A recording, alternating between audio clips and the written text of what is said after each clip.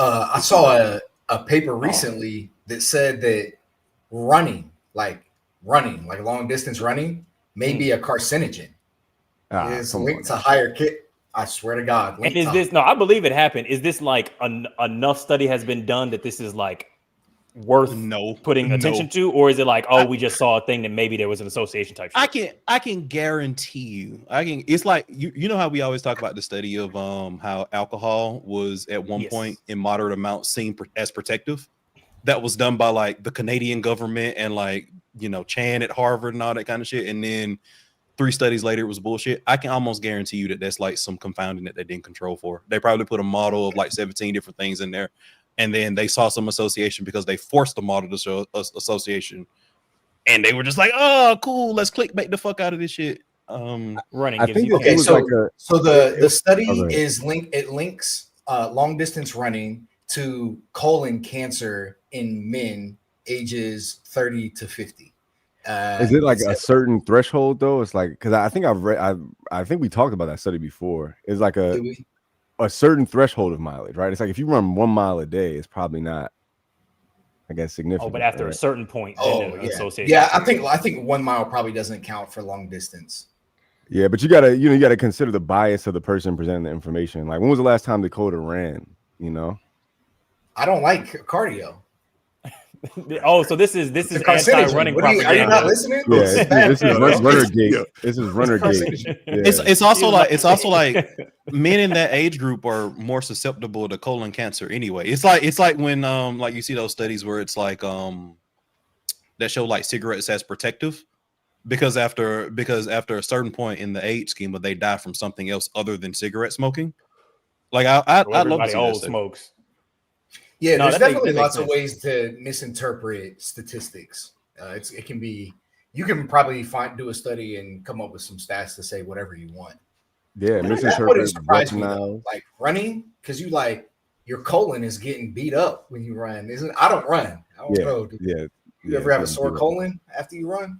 No, Dakota. That happened to you? I don't know. I don't run. Oh, you gotta hold your pelvic floor a little bit stronger if you you do some Kegels or something, man. Yeah, I thought ultimately that would help, like, you know, with the digestive process, because like anytime I'm active, you know what I'm saying, shaking it up and down. Yeah, shaking it, like it's just getting things moving. Then like I bet it does help with that. I bet it does. Yeah, like when you run in a marathon, they have bathrooms stationed consistently, like across the track.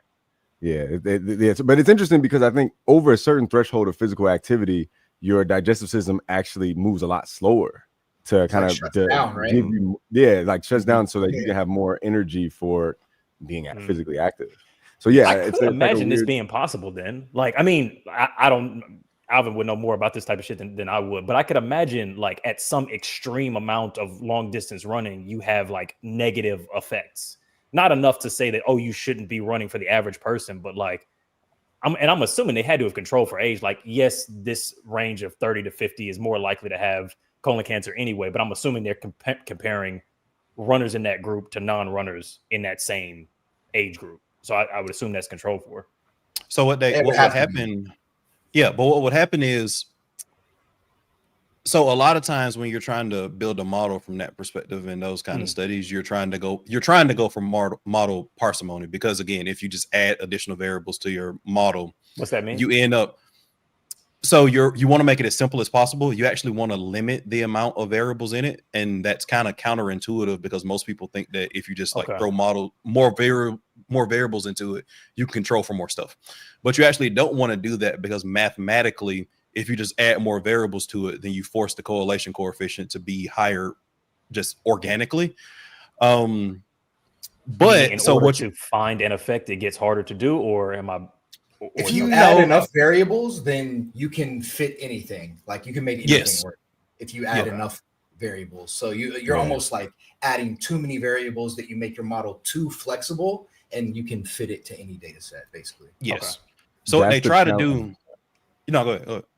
I was gonna say that's the challenge with a lot of social sciences, is that we're looking at something like human behavior that's so multivariate and so situational, and it's so hard to isolate the variables as well as we can do in some of the other like life sciences or physics.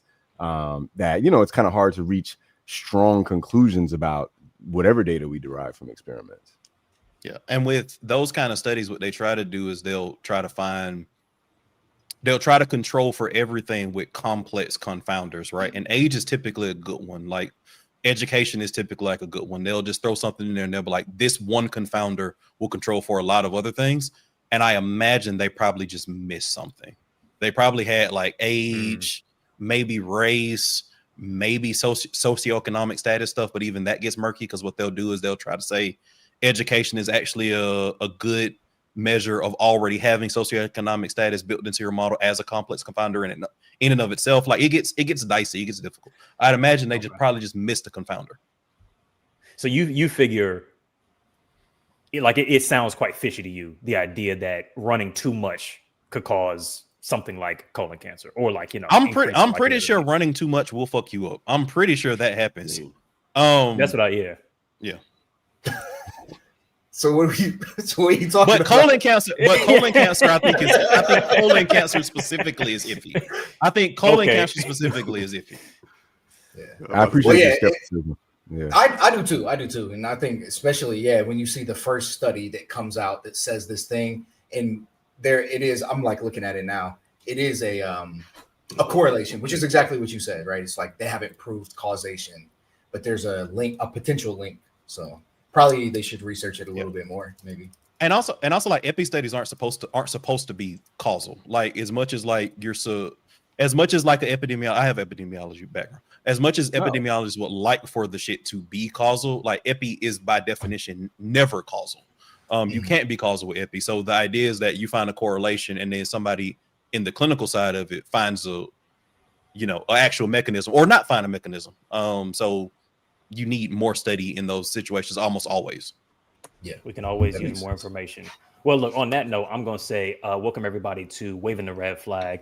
It's it's James Watson's favorite Black podcast. It's your boy Eddie, joined today by obviously my co-hosts Josh and Alvin, and we've got both sides of the Curiosity Theory podcast. We got Dr. Dakota Tyler, we got science, we got Justin, aka Mr. Fascinate, in the building. Thank you very kindly for coming through, guys. Thanks for having us, man. Been looking forward to this for a while. Matter of fact, this is our first guest appearance fully as Curiosity Theory on another show. There we go. That makes it official. Done, like, individuals. Yeah. You all have been recognized as a nation at the UN. Welcome aboard. I gotta get a soundboard, so like I can have like like different sounds come up, like an applause, because that was definitely applause worthy. So, our pleasure. I wanted to ask y'all about because we were just talking about a study that kind of had a correlation between running too much and fucking colon cancer, and we're trying to break down, is this worthwhile? Does this mean much? What conclusions can we draw from it? Which makes me think of one of y'all's clips that I really, really loved, which was the WISE method of interpreting misinformation, because we're in a world of constant information, and we've always been in a world of, some journalist drops a scientific article that's like taken out of context, and everybody goes, "Oh man, bacon cures Alzheimer's" or whatever. Can y'all walk me through? You know the type of shit I'm talking about. Do you want to walk me through real quick? I was thinking they could walk us through it. We'd be happy to walk through it. So, I'll give the context of it too. So, the idea is that information is coming at us all the time, so fast, and we never know a lot of times what's real and what's not. We have deep fakes out on the internet. We have people with their own independent interests peddling information. And it's like, how do we dissect fact from fiction? And as scientists, I think we develop a lot of tools to actually do that with all the information that we're presented. And so I was like, maybe we can use a scientist's approach to internet content to critically analyze information. So we developed this framework called the WISE framework. It's just an acronym that kind of just is like, okay, you see a flashy headline, like, let's say the one that we just talked about, like running causes colon cancer. Like, I don't know. I know that's not the exact headline, but let's just say it is. Okay, well, who's behind this, right? Like, who is the person that actually wrote that? Is it an organization that is like trying to get people to not run, or trying to get people to run? Are they credible or qualified? They have a bias or hidden agenda, right? Dakota brought this up. Dakota doesn't like to run, so what's his agenda here?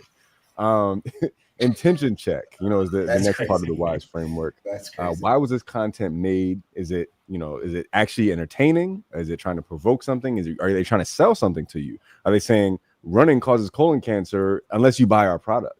Right? Then they might have, again, ulterior motives. Is it Nike butt plugs? Yeah. Keep your colon in. That's crazy. An anti-hemorrhoid Nike butt plug. Just do it. So S is the next part of the acronym, supporting evidence, right? And this is something we love in science. We always say extraordinary claims require extraordinary evidence. So if someone's making an outrageous claim, they need to have an outrageous, robust amount of evidence to back up what they're saying.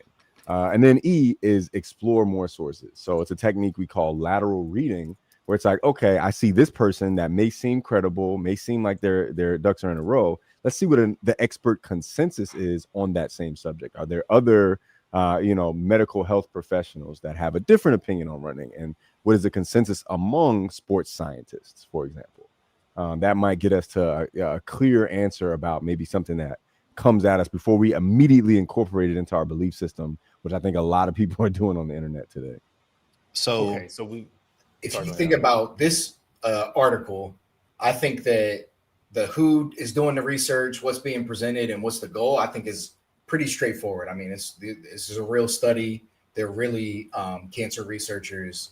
But I will say that immediately when it comes to the supporting evidence, it doesn't seem like there's an overwhelming amount of evidence coming from other places, which could just be that hasn't been proven yet. So that's where I would say to pump the brakes here before you throw your running shoes away or whatever. Yeah. And again, to highlight, I think that's fine. Like, I think that a lot of people engaging with the scientific method as it's working in its ideal state don't like null results, and they don't like validation study kind of stuff. Like, again, like, that's not sexy, that's not cool. So like them putting out something that says it's a correlation and then somebody having to prove or disprove it, like, I think that's completely fine. But I think that with the WISE method as displayed, it becomes really interesting to me based on something that we've discussed at length on this podcast quite a few times, which is AI. And my take on AI is that it doesn't pass the WISE sniff test in terms of a lot of what, and I'm looking directly at Edward, in terms of a lot of what I deem as sensationalism in terms of the impact of AI, right? Because what you have is a Sam Altman who is saying like, oh, this is going to do X, Y, Z when he has a vested interest in doing that. Or you have a person that is seeking to launch their TikTok career or their YouTube career by saying like, this is doom and gloom and this is going to get the clicks, this is going to get the hits. When you look at like a lot of people that are less biased from that perspective, it says that it's going to look a little bit different. But I would love to hear what the field thinks about what the media and the research says about AI in the context of the WISE method, because me and Eddie 100% disagree. Interesting. Wait, so Eddie, what's your take on it? I'm curious.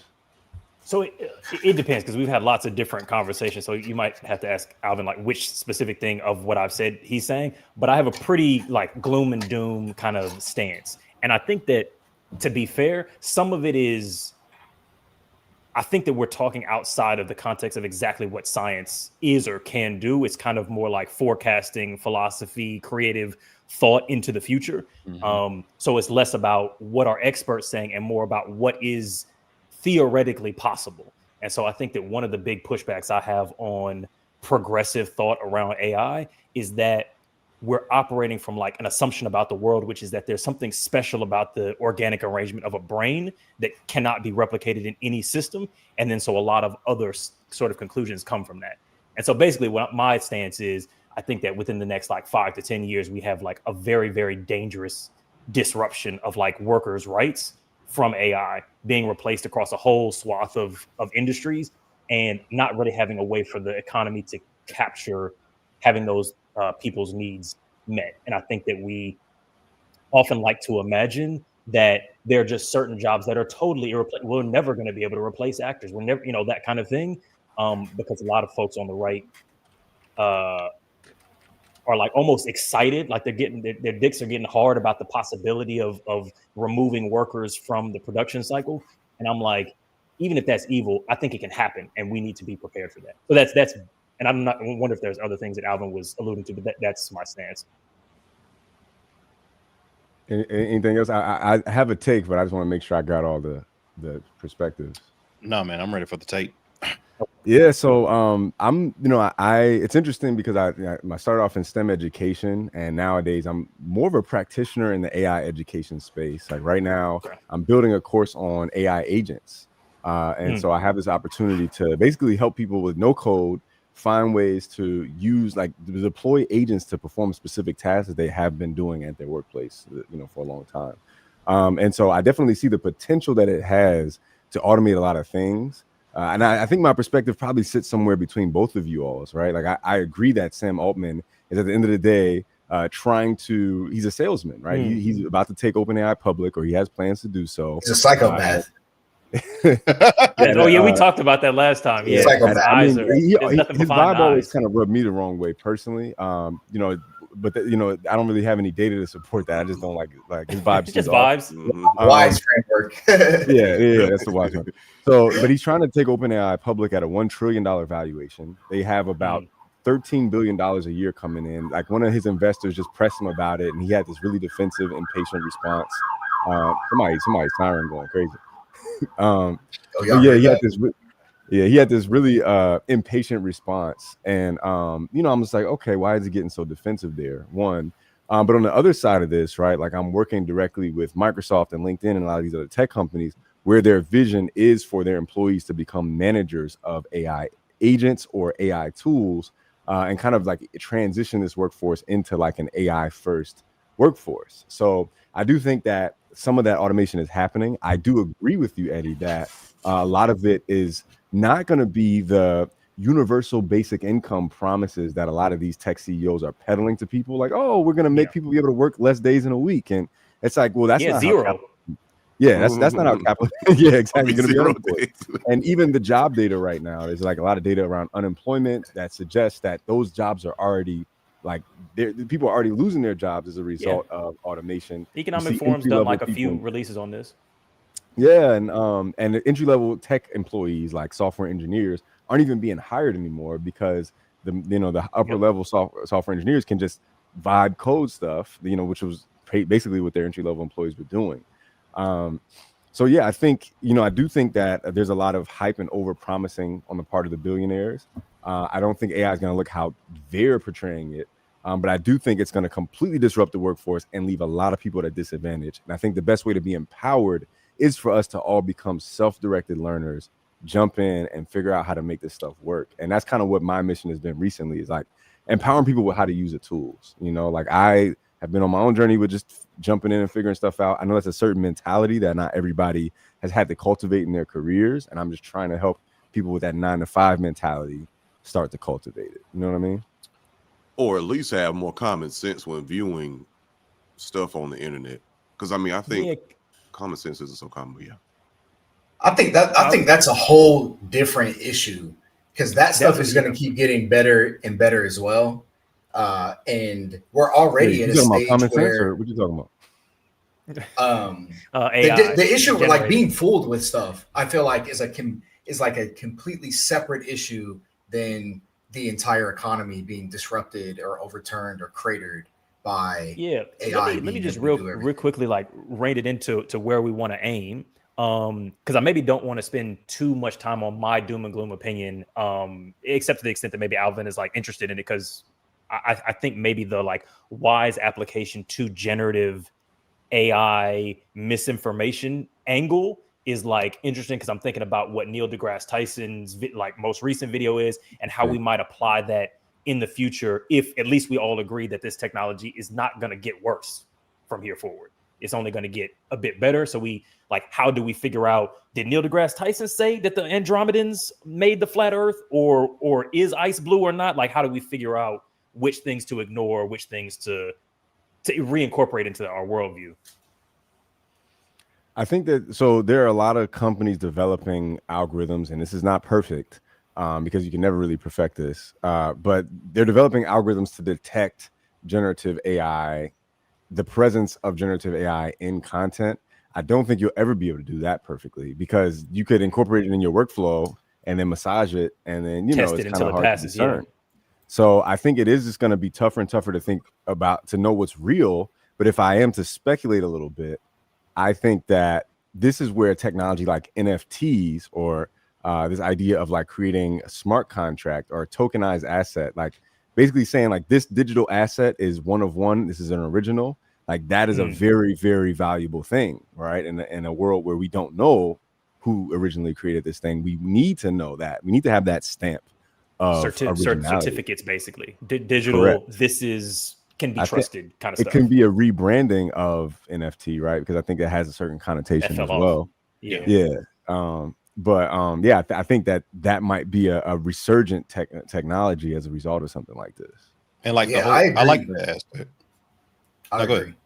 No, I was just gonna say there is no hope for getting people to be able to realize that something's AI. I mean, it's already at the point where you've kind of got to really be pixel peeping to see weird artifacts, and it's gonna get in 5 years it's probably going to be better than anything that you could post, with a cinema grade camera.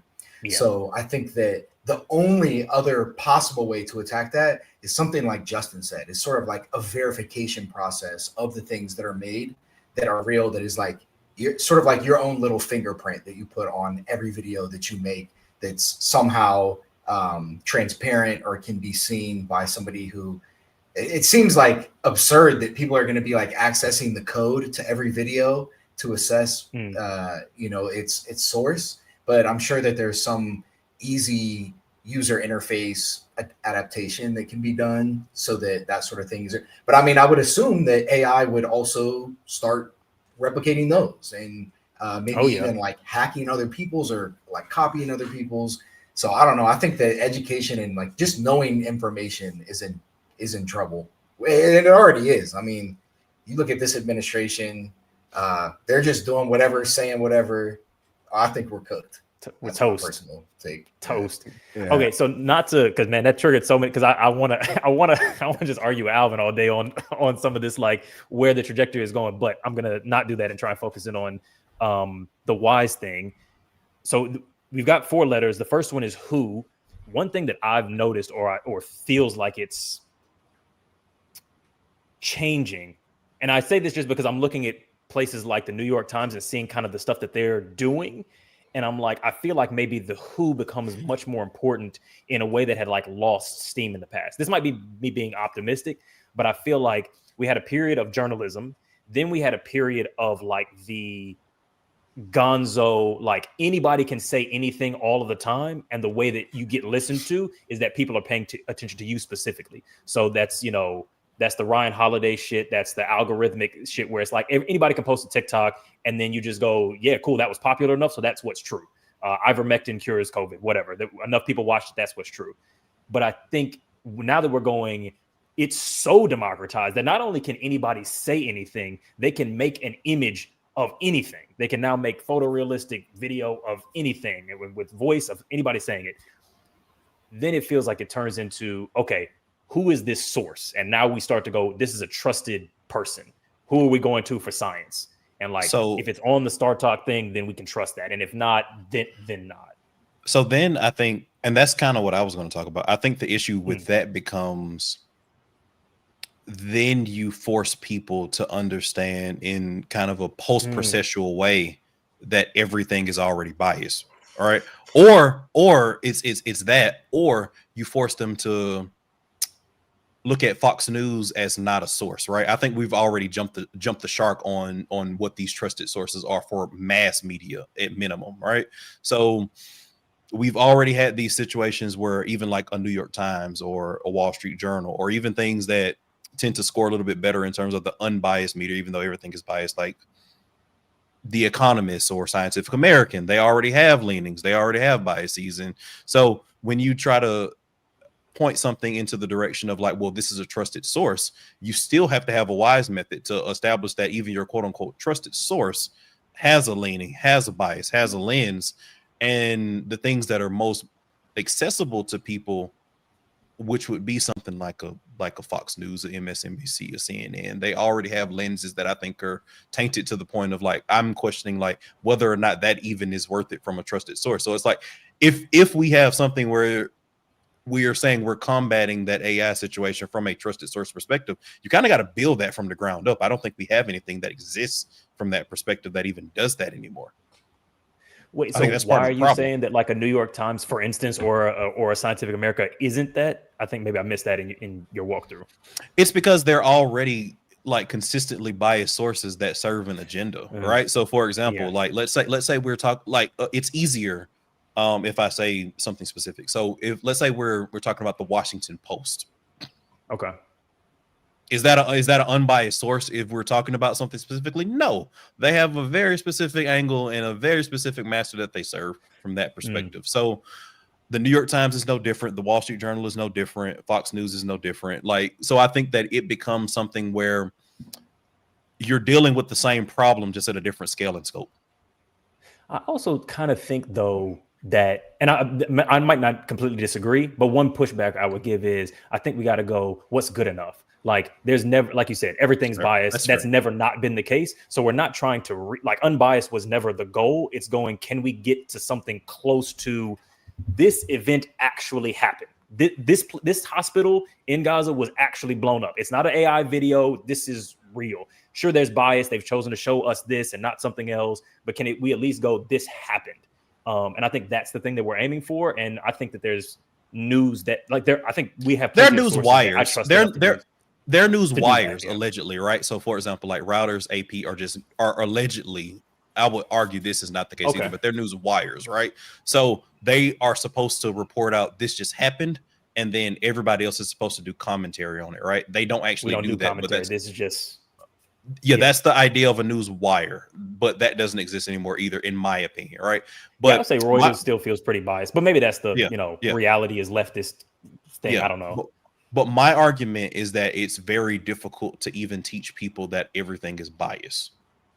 I think that that's kind of pretty easy to understand in the context of, it's more degrees than a thermometer on this fucking podcast. Like we get that everything is biased now. Like go and tell Joe Schmo on the street that and teach them how to look through that. I think that that's just as difficult as pixel peeping on an AI video, maybe even harder.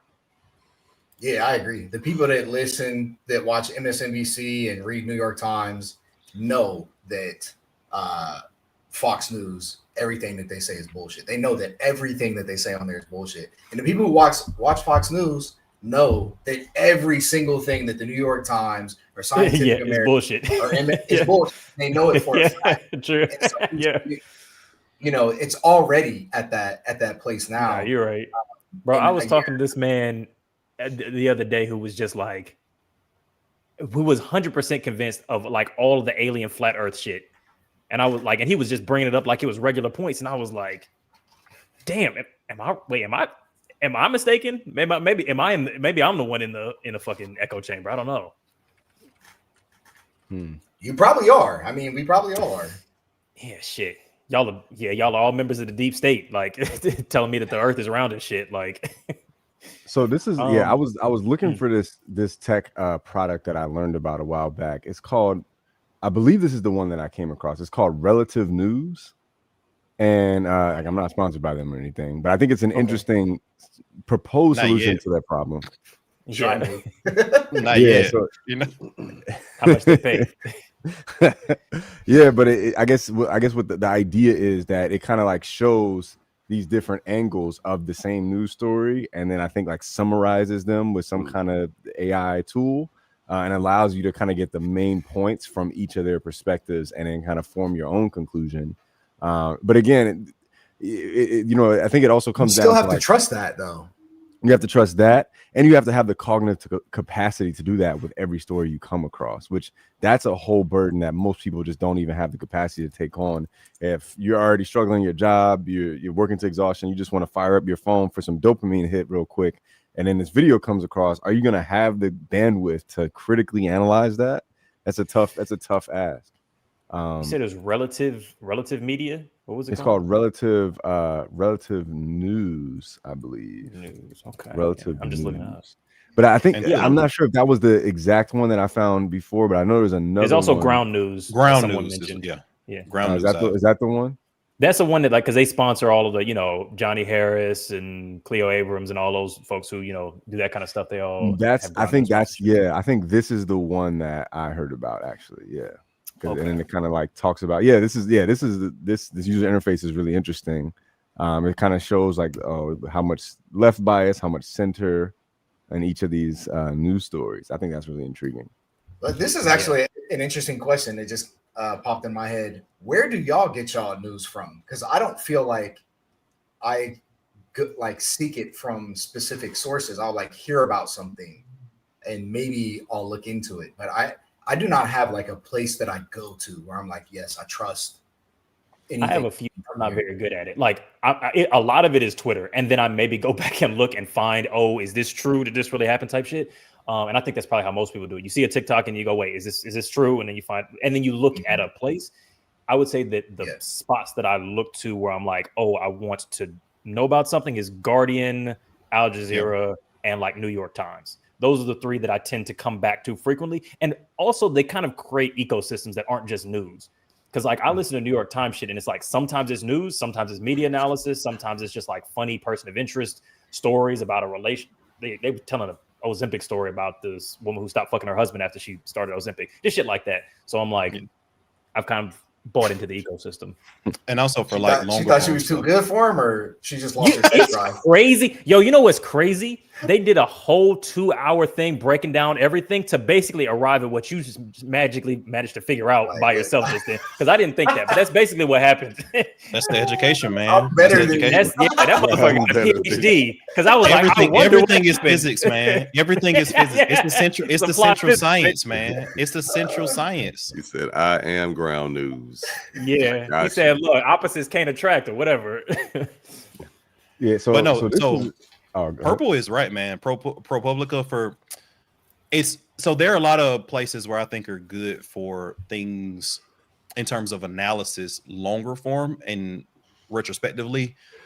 I think Eddie is spot on with a lot of those things in terms of breaking news. Again, you can look at the wires, again, AP routers for, this just happened with less commentary. You can find specific aspects of their reporting that is just, this is what happened. But I love The Intercept. I like ProPublica. I still read The Economist. I'm a subscriber. Wall Street Journal actually scores fairly decently in terms of the bias ratings of like a lot of third party organizations and surveys, surprisingly. But yeah, I really do like ProPublica. They do really good work. I actually like donate to them. Oh, word. That's fire. So you're an investor. Now I'm biased. Now I'm fucking biased. So I got a super techie thing, but I don't. Can I share screen? Yeah, you should absolutely. Okay. Bottom panel, fourth button over. Okay, share. I'm gonna share this one. Okay, so this is something that I've been building that I'm actually making a course about right now. You all can see it. So this is the user interface for N8N. This is an AI agent automation workflow. Yes, some people know about it probably in the chat. But this is actually specifically a news aggregator workflow. So I get what's called the RSS feeds of these specific websites. And, again, this, like I haven't actually implemented the WISE framework or anything else to that, but I think it would be an interesting way of doing it. Like, so you're looking at TechCrunch, you're looking at, here you go, TechCrunch, Science Daily, The Verge, NASA, right, are a few of the sources that I'm like trying to get specific information about, like tech news and science news and things like that for our show. And then I have an agent, and I give this agent a specific prompt. So this is like just a plain one that I haven't really gotten too nuanced with, but it says only grab the news from the past 24 hours, right, in plain, easy to understand English, no tech jargon, right? And it just gives me like basically what a lot of people subscribe to newsletters for. It's like a daily email, and I can actually show what it's put out. I'll try to pull that up in my other window here in a sec. But you can imagine if I used my AI agent to actually like be even more dissecting with this, I could probably systematize a critical analysis of any of the information that I'm getting. in a pretty like straightforward way. So this is kind of what it spits out. You all can see. And this is still like too long for me. Yeah, it's still, but this is like something you might see in like a lot of these tech or science newsletters. You know, it has like a bunch of the more recent headlines. It's pretty like plain language and pretty quick and easy to understand. But I'm like refining this tool now so that it can give me even like more succinct and hopefully more critically analyzed information. I know this is probably super techie for a lot of people. Is there? But take the email off the screen. What was that? Oh, get your email off. Oh, just your email. Oh, yeah. Oh, my bad. That PII, baby. Good catch. I'm your biggest fan, Justin. No, right.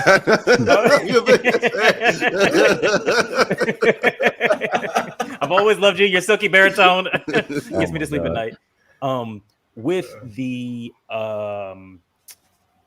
N8N like workflow that you've got there, have you like done stuff where you pipe it into like Notebook LLM? Because I've used that like a lot for taking what like the kind of outline information that you've created there and then turning it into just a podcast to like listen to as they like walk through stuff. Which I mean, yeah, I'm part of the fucking downfall that I'm saying is, you know, going to destroy us all. But like, yeah, it's quite useful. I don't know if have you ever used it before? Notebook LLM? No, I haven't. I heard about it, but no, I haven't used it. It's shockingly good. I mean, yeah, no, it's shockingly good. They just do like a podcast, two people talking back and forth about whatever data you've whatever set of documents you've given it. Mm-hmm.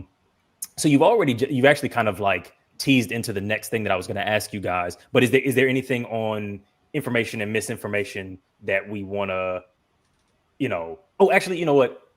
My last question on this is, because you said this at the end of the WISE method after you had gone through, you know, look at more evidence, look laterally, which is just take a pause before you incorporate something into your worldview. What is you all's process? And this is for everybody, but what is y'all's process for changing your mind about something, especially when there's an extraordinary claim, to go, okay, I'm comfortable thinking something new? That's a good question. So for me, I'll give an example that's science-based. So there's not a lot of, you know, it's not like one of my political beliefs or something like that. But there recently was a paper that came out that re-examined, reinterpreted old observations that we have made in the universe of like the distant galaxies in the universe. And they concluded that instead of our universe like expanding and speeding up, getting larger and larger, faster and faster, which is what we've thought for a couple decades now, they say that there was like this bias that wasn't accounted for. And in fact, it's still expanding, but it's slowing down, which is the opposite of what we thought was happening.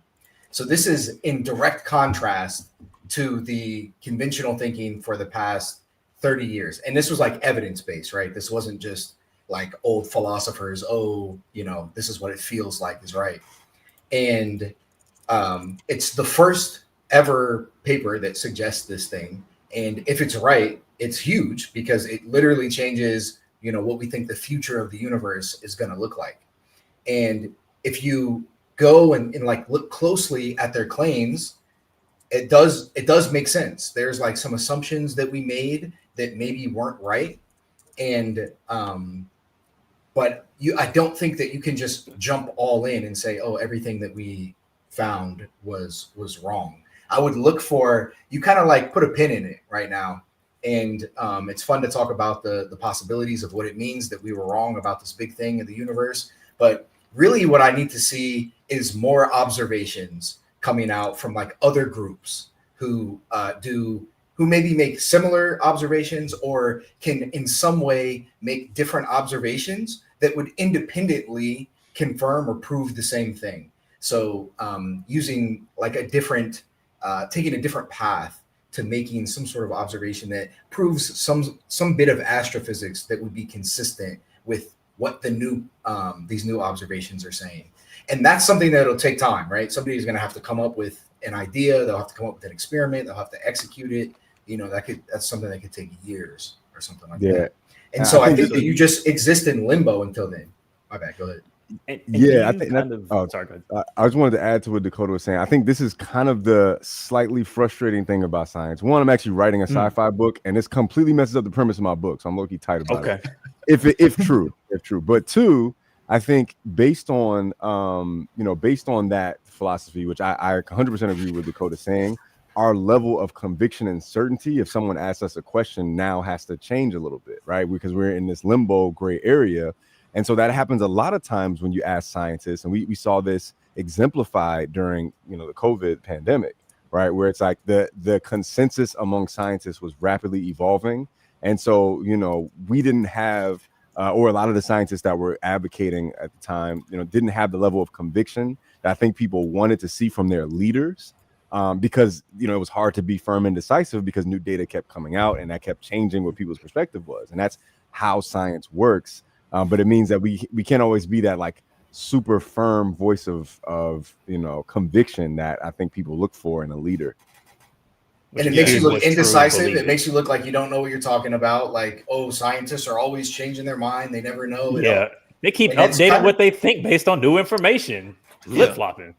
And like as some additional context to that, like when I started on this podcast, it was in my capacity as a public health person. So I remember when me and Eddie would argue initially on how that would look, I would be citing like literal experts in the field about flattening the curve and when this would be over and when it wasn't. And I'm literally citing Carlos Del Rio, who I know and is one of the foremost experts in like that kind of like epidemiologic study and medicine and all that kind of stuff. And he was like, oh, we'll be done out of this if everybody does what they're supposed to do. Or if they do even close to what they're supposed to do by end of April, May. That didn't fucking happen, right? So like, but like when you make those kind of claims based on like expert opinion, you got to understand how, to your point, how science works. Like the experts are learning along with us. They're taking new information all the time. They're getting new data points all the time. They're updating their models and their forecasts and how they view the outcomes in real time along with us. And I think that the scientists understand that because the scientists understand how science works and how it plays out. And I don't think the lay people understand that that's how science works.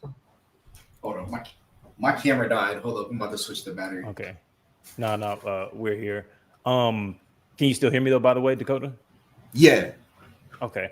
I was gonna so just clarifying on the like process that you outlined. You hear something new that challenges your previous worldview, and then you go, okay, now I'm setting up a set of hurdles that it needs to jump past to find its way into my worldview. So I go, okay, the universe is slowing, I think you said, and I would like to see these, new pieces of information found by other sources, and then I'll go, okay, now this is now what I believe. So you just wait. How do you decide? And this is for you, everybody, but you as well, Justin. How do you decide? Okay, and also could we maybe use something that's maybe more layman, maybe like a thing that a person might be trying to incorporate into their worldview. How do I decide? How do I decide? All right, what shit should I look for to decide, okay, I'm going to now believe this thing? Like, how do I decide what those hurdles are? Yeah, I think some interesting examples are, longitudinal studies, right? Like studies that have been done over years with large groups of people, multiple different studies, right? Sometimes they're Dakota, what's the term for it? A study of studies? We talked about this so many times. Meta-analysis. Yeah. So like looking for meta-analyses, right? Like they see a lot of different studies and assess them, which kind of gives you like a good framework for what the expert consensus is on a specific set of data. I think these are really good things to look at. Like something like this that what Dakota's talking about is still so new that it kind of opens up, a loop, but then, that loop doesn't get closed until there's like a sufficient amount of experts that are contributing to different studies that are trying to answer that same question, So yeah, I think that's a starting point. I don't know if there's something you want to add to that, Dakota. No, I mean, what you're, the level of conclusiveness that people want to have, and the conclusiveness that we feel about our beliefs is rarely, if ever, backed by science and data. It's like that's almost never the case. So, telling a person what they should take and believe is like wild as a scientist, because we won't even say, we can't even say things with 100% certainty, things that are obviously the case. And a lot of it goes back to this, this, like the definition of a theory. You can never actually like prove a theory to be 100% correct. There always can be new observations that slightly change how you understand something. So, even theories that have been proven accurate billions of times, like the theory of relativity, it's not a perfect representation of reality. And so, I think that a good way to go is to just go with the expert consensus if you can get an idea of what that is. But at any given time, right? And a good expert will tell you that, experts disagree with each other. Yeah. So, but the consensus, what most experts think, I think is usually a safe way to go. Yeah, and like, I do want to jump in on this one. So like, and in the chat, I think it's a great example to kind of merge those two things in terms of RCTs, randomized control trials. So specifically in medical stuff, that's like the gold standard. That's like the best possible thing you can do. Most studies in regards to how that goes are not randomized control trials. They're longitudinal studies, but they're typically prospective cohort studies that they do retroactively using records, right? So like that's the typical standard of how you do those kind of things. But to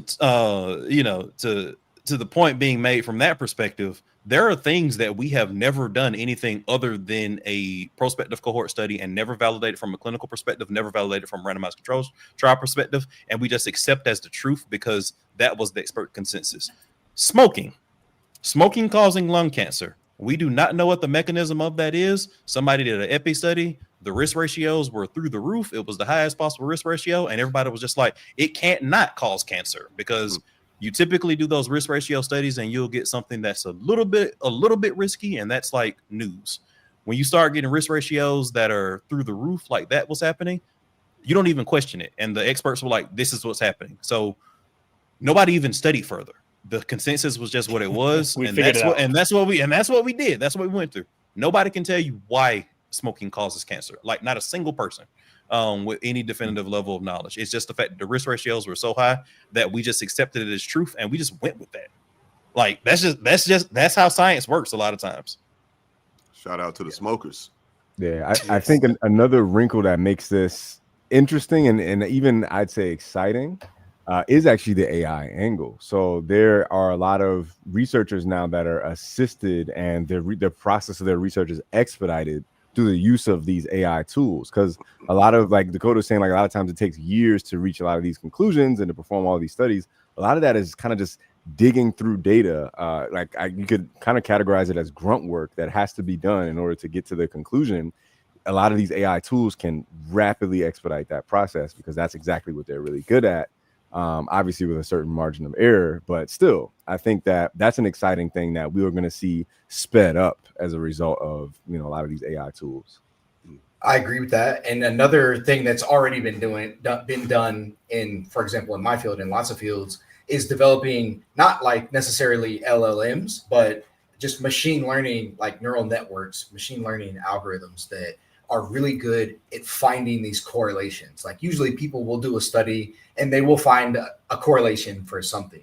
But what a machine learning algorithm can do is like find thousands, millions of correlations that we would never even think about. They can invent them. They can like invent their own, I think it's called labeling maybe. They can invent their own correlations, which is really interesting, I think, particularly for gaining a deeper understanding into something that we know, if we're having like integrity as scientists, we can't tell on our own. And I guess on some level, it's like, how much do you trust the algorithm, which also doesn't actually understand anything, right? It can come up with, like, it doesn't understand anything at all. And we don't even understand how it works. But I think that that's something that's exciting and that I imagine could bring our understanding throughout the entire field of health and medicine to the next level. All right, I'm gonna do a little quick, unless anybody has any strong points that they want to make. I'm gonna do a little palate cleanser, and we're gonna do a round of the card game before I go into some more heavy science news questions for y'all. Is everybody game for this? That's cool. Okay, so we're gonna do a round of our card game. In all seriousness, every single card has both a serious introspective side and a silly, ridiculous bullshit scenario to go through. We're gonna play a quick little round. I'm gonna start with just some silly bullshit. So. First question is, you have to live in one fictional universe for a month. Which one are you choosing and why? You can pick any fictional universe that exists across TV, comics, film, whatever. Can I choose the time in which I was living in said universe? Absolutely. All right. You gonna pick this universe? Hell no. Okay.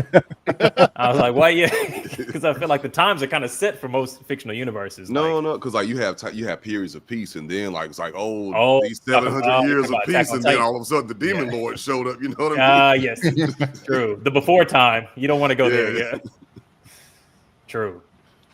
I feel like I would say probably like the cyberpunk universe for a month. Not for to live, but for a month, I would probably do cyberpunk. I empty all my, assuming that there's like a what do you call it, exchange rate, and I could take real world money and I would empty all my bank accounts and then go to the cyberpunk world and just get hella modifications. You know what I'm saying? Just eat some crazy food. What you modifying? Try not to die. What kind of mods you getting? Man. Okay, so. Definitely something penis. The first one I can't say. So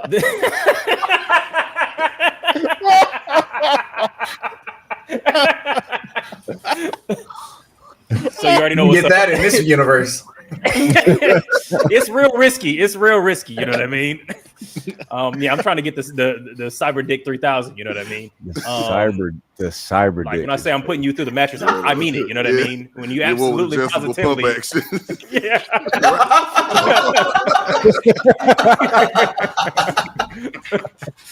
Oh shit, that shit gonna have an elbow joint in it. You know what I mean? Then I would probably do shit like for longevity. So I'd be like trying to replace all the organs that are most likely to fail across my life. I don't know if I could take shit back, but if I'm thinking about that, then I guess I would. So I'm like new heart immediately. New kidneys, new lungs, just all that kind of shit. Then I would probably get that like bulletproof subdermis shit. So just all my skin is bulletproof. And then eyes, absolutely like super duper eyes to where I can see shit that and then obviously, Devastan. Yeah, you know what I mean? I mean, I got to use why you had to make it why you had to make it weird. I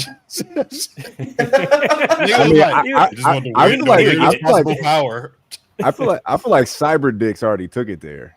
So you were I opened the wormhole. You just joined me there. So I think that you understood the assignment, Justin. I'm not mad at you at all. He said, I want telescope eyes so I can look at people's houses or look in the skies towards the stars, you know? Yeah, I think that's what was on my list. Interesting. So your plan is to come back to this universe and be like Homelander or some shit. Yeah, I mean, no, I was going to use it for good. You know what I'm saying? I'm a gentle lover. You know what I mean? But yeah. What did you need bulletproof skin for? In case it pop off. You got me. Look, it's a dangerous world. You know what I'm saying? Like it's we got more guns in America than we got people. So yeah, the best offense is a good defense. So I mean, like, exactly. If you just shot him point blank with a shotgun, he just like got back up like the Terminator. You're right. Who's fucking with him after that? You know? I probably would get guns put in my hands too, because the best offense is also a good offense. So I probably would just add that as well. Damn. Interesting. Dang, that's a good one.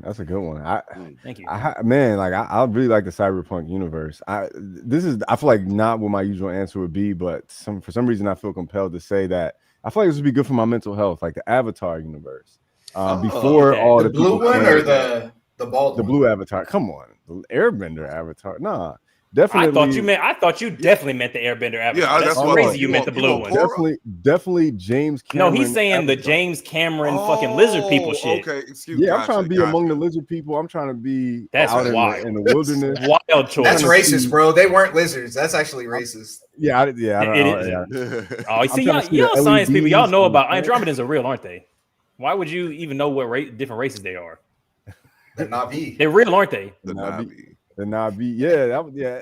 I mean, there's so many appropriated things with the whole concept. I just think wasn't it ripped off of a Sudanese tribe? Yeah, I've heard that. I've heard that. That makes sense.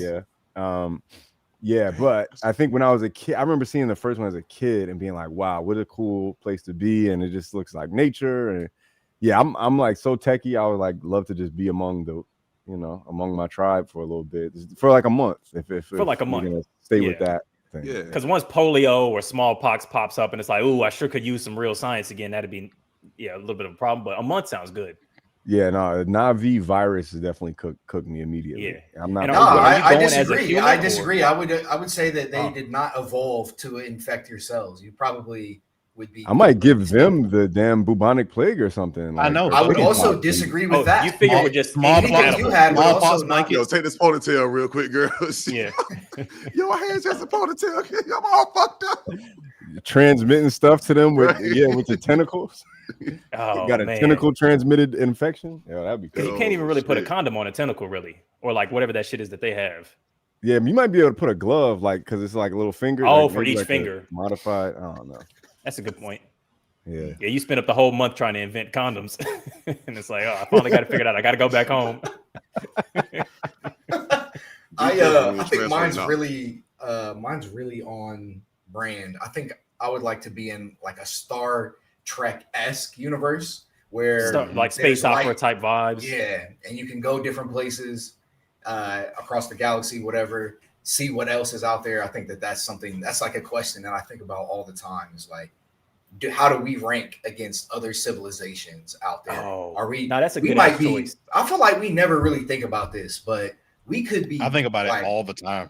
We could be like he's in a competition with people right now. Before beyond anybody else. And this could be like the best that the universe has to offer. The capitalism that we have with Donald Trump right now could be the best thing in the entire universe. On the planet, if you look at this planet, like everybody else is like slugs and living in trees and shit, and we got buildings. They're not even close. Like deers don't have anything, not bows and arrows, not calculators, not typewriters, nothing. I don't know, because I feel like deers have weird PR. You know what I'm saying? Like, can I eat it or can I not eat it? I don't know. I don't like. You can eat it. You can definitely eat it. I know I can, but I feel like people are looking at me crazy sometimes when I eat a Bambi. No, deer's good. Venison. I agree. Yeah. Hey, look, I'm glad I'm on this podcast right now. I fuck with y'all. The long way. I can't wait to hear Josh's shit. No, I want to hear your shit, Josh. No, that's what the people want. No, I'm dead ass. I'm still trying to look for one because like my frame. Are you looking up universes right now? Yes. He's got the wiki pulled up. Because it's a correct choice. I am such a big. We don't really send you there, like, Josh. Everyone I come across, I'm like, nope, dead. Like if I went to that universe, instantly dead. Like, okay. But these are important questions. Alvin can go first if you need time to collate. All right, Alvin, where you going? Yeah. I think you kind of sold me on this cyberpunk shit, man. Because I know you like the guns. Like, which thing did it for you? Which part? I already got guns. Bro, but you can always have them on you. Like you can literally mean it when you say, "I always got that thing on me." You can mean it. But is that the part that sold you though? Is it the we on the live? I think it's the other thing. I think it's that first thing. No, it's I could replace stuff to extend my life. It's not the dick. So you need to bring the stuff back with you. That's a part. I thought we were operating under that assumption. That's even realistic, but like if I could go there and kind of like replace things strategically and like extend my life, that's extremely like attractive to me. But at the same time, there's also this idea. I'm thinking of universes with more advanced technology, thinking Star Trek, and in particular, I'm thinking Alien Prometheus kind of shit, where I could extend my life from that perspective just because they're more advanced. I was thinking about that, but no, I think Eddie really sold me on potentially having just like superpowers effectively. Yeah, bro. Wanting to spend a month in the Alien universe is crazy. Yeah, specifically Prometheus. Specifically Prometheus universe. Trying to be they all died, man. That's crazy. Buff engineers. But you saw the motherfucker in there. The fucking motherfucker in the beginning was like 200 years old. That shit's like my dream. You talking that about is the true. He was very old. White skin, with the pasty white skin? Not the engineer. The what you call it? Guy Pearce's character. Yeah. The guy who funded the initial mission to go find the engineers. Wayland. Was like fucking Wayland was like fucking 200 years old. He was living like shit though. He came out as like stasis. Yeah, he was cooked. He was like cooked. Yeah, but like that's at year 200. Like at year 150, he was probably he was probably running marathons. Okay. He's probably running marathons at 150. He probably had colorectal cancer. Like it was probably crazy. Colon cancer. He was running too much. Yeah. Hell, had colon cancer. It's crazy. Yo, but Dakota, I feel like you actually changed my mind. Like I feel like I'm like, because I love the idea of going into space, seeing just like what's out there. Like what's that frontier? What do they eat? What do they do? So I'm like, if you're like, yeah, I'd love to go to like the Foundation universe where it's just people on mad different planets, or the fucking 3-body problem universe. Like, let's just see what they look like. All of that. Like I do all of that. So I probably change my mind to something. Oh, Josh got it. Okay. All right. Well, so it's between two, but okay. One is you can do 3. You could do 2.5 weeks in one, 2.5 weeks in another. Okay, yeah. I ain't gonna lie, Futurama. Shout out to y'all in chat. Oh, that's actually not a bad one. That's actually pretty. That's basically cyberpunk. That's pretty much cyberpunk, but no one ever dies. It's cartoony. So you're saying, unless you want to with the suicide booth. I feel like it's less augmentation. Less augmentation. Yeah. But mine personally would be Cowboy Bebop. That universe. Space travel. You get the cyberpunk tech. You also get gadgets. You get the healthcare, like health advancements and all that shit. Fucking like space cowboys. Come on, let's go. This is what good research does. Or Pokemon. Pokemon would be fire. Pokemon would be fire. I'm not a big Pokemon fan because like it's like you have animal slaves, you do dog fights. Like what's so good about the universe? Basically, but it's morally okay. Dog fights are illegal. It's morally okay. You get fucking Mike Victor over here, but over there you can do it, and it's like electricity and shit. And you're as the human, you're not in danger. You just fighting. That's the best part. You know what I'm saying? Like you just got to get a starter pack. True. I wonder though, in the wild, would Pokemon wild ones, would they not attack you? Why wouldn't they? Wild animals will attack you on Earth. You ever seen a human get killed in Pokemon? They didn't get killed, but Ash was definitely getting lit up early on. That motherfucker was getting stung by shit and fucking. But there were like cartoon injuries, which I would definitely prefer cartoon injuries than cyberpunk injuries. Like are a little crazy. X on the cheek or something like that. You just get red. You know what I mean? Yeah. They just put a little hashtag on your cheek, and it's like, oh, that means you got scuffed up. Like, did y'all see that? What's that game, Power World or whatever? It's like the next gen take on Pokemon. Oh, I know. Yeah. No, that shit was like dope. Like I've seen like videos of it, and like that's what Pokemon game should have been. Like Pokemon has so much room for greatness that it's not realizing. Hey man, the new Pokemon kind of fire though. I'm just gonna let y'all know if y'all ain't tapped in. Like, go ahead and do that. Is it a game or a show or something? The new Pokemon? Yeah. Pokemon Z through A, that shit's fire. But did you say it was a game or a show? It's a game. Okay. Yeah. That's on the Switch, the Switch, right? Yeah, Switch 2. Yeah, I seen some stuff about it. I mean, I'm not. Yeah, I used to play Pokemon OD though. That was definitely like childhood addiction. I feel like I got in. I played it a couple times as an adult, like because I would do these emulators, like you go on your computer and make like an emulator of a Pokemon game. Oh, bro, the emulators was so clutch. Like if I had an emulator if we had emulators like growing up when like it was like a real big thing to have like the next big game, that would have been such a huge freaking game changer. Yeah, 100%. You know what? What? Oh, my bad. Go ahead, Justin. No, I put my little brother in one of that stuff too. Yeah, he's like 15, and I'd be like, "Yo, bro, we got emulators now." He'd be like, "What? What is an emulator?" Because like when you're a kid, you don't know about all this tech stuff. But I feel like there's a pipeline to like gamer to tech nerd.